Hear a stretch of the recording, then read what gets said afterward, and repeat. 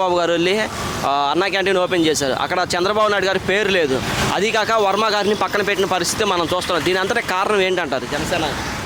కొంత తెలుగుదేశం వాళ్ళు అతను ఒప్పించిన విషయంలో జరిగిన దాంట్లో వాళ్ళు బాధ్యత తీసుకోవాలి. ఆయన విషయం ఆయన చాలా త్యాగం చేసినట్టే తిరిగాడు కూడా. ఎండనక వాననక మాటలు పడినా కానీ వాళ్ళు రోడ్డు మీద ఎన్ని విమర్శలు చేసినా కానీ కష్టపడి తిరిగాడు వర్మ గారు. అతను విస్మరించడం టీడీపీ వాళ్ళ తప్పు. వాళ్ళు చూసుకోవాల్సిన బాధ్యత అది. తెలుగు జనసేన వాళ్ళకి సంబంధం లేదు. సీట్ ఇప్పించడం వరకు అతను బాధ్యతగా తెలుగుదేశం వాళ్ళు చేశారు కనుక వర్మ గారి విషయంలో కూడా వాళ్ళే చూసుకోవాలి.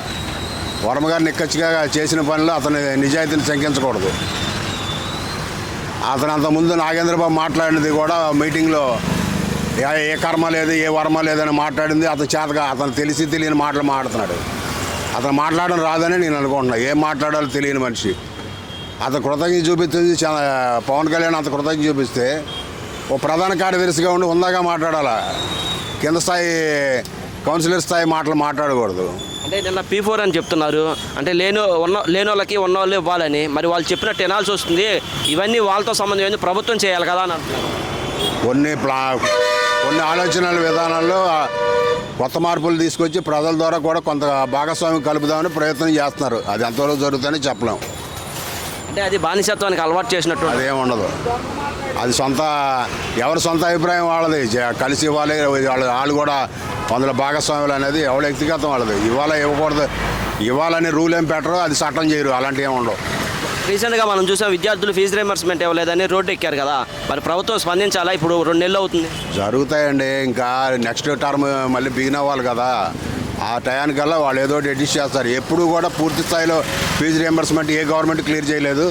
గతంలో వాళ్ళు ఎక్కువగా లోటు పెట్టి వెళ్ళారు. దాన్ని రికవర్ చేసుకుంటూ వస్తున్నారు. ₹1 పావలా 10 పైసలు అలా సర్దుకుంటూ వస్తారు అంతే. ఒకసారి ఇవ్వాలంటే ఎవరి వల్ల కాదు. అంటే మనం చూస్తూ ఉన్నాం చంద్రబాబు నాయుడు గారు ఖజానా ఖాళీగా ఉంది అని చెప్తున్నారు. అచ్చెన్నాయుడు గారు కూడా అదే చెప్తున్నారు. కానీ చేసే దాంట్లో చేసుకొస్తున్నారు ఏం ఆపకుండా. ఇప్పుడు మే నెలలోనే ఇప్పుడు వాళ్ళు పెట్టిన తల్లికి వందనం అలాంటివి పెట్టారు కదా. అవన్నీ కూడా కొన్ని చేసుకొస్తాడు. అతను ఇలా వీళ్ళలాగా మరీ దుందుడుగా వెళ్ళరాళ్ళు. ప్లాన్గా దానికి ఒక బడ్జెట్లు కేటాయించుకొని ఆ ఏర్పాట్లు చేసుకున్నాకే వెళ్తారు. ఎక్కడో చోట వచ్చిన డబ్బులు అలా వాడేయటం అలా చేస్తారని నేను అనుకోను. అందువల్లే ప్లాన్గా వెళ్తున్నారు వాళ్ళు. అంటే ఉగాదికి గతంలో చెప్పారు పోయిన సంవత్సరం వాలంటీర్లకు 10,000 ఇస్తామన్నారు, ఫ్రీ బస్సు అన్నారు. ఇప్పుడు ఉగాది కూడా అయిపోయింది, సంవత్సరం కూడా అయిపోతుంది. వాళ్ళు ఒకటి చెప్తున్నారు. దానికి ఒక ప్రాతిపదికన ఒక వాలంటరీ వ్యవస్థ మీద జీవో ఇవ్వలేదు. దాని మీద అథారిటీగా గవర్నమెంట్లో లేదు. దాన్ని మనం ఏం చేయలేము అథారిటీ లేనప్పుడు అన్నారు. అదే కాకుండా లాస్ట్లో వాలంటీర్ల వ్యవస్థలో కూడా వాళ్ళు చెప్పిన మాట విని వాళ్ళు రిజైన్ చేయటం, వెళ్ళటం, ప్రభుత్వానికి వైఎస్ఆర్ పార్టీకి అనుకూలంగా పనిచేయటం, ఇలాంటి విధానాలు అనేది కరెక్ట్ కాదు. వాళ్ళు చేసిన తప్పులు కూడా ఉన్నాయనికే మూసుకొని కూర్చున్నారు వాళ్ళు అంతే. అది గవర్నమెంట్ ఉద్యోగం కాదు కదా.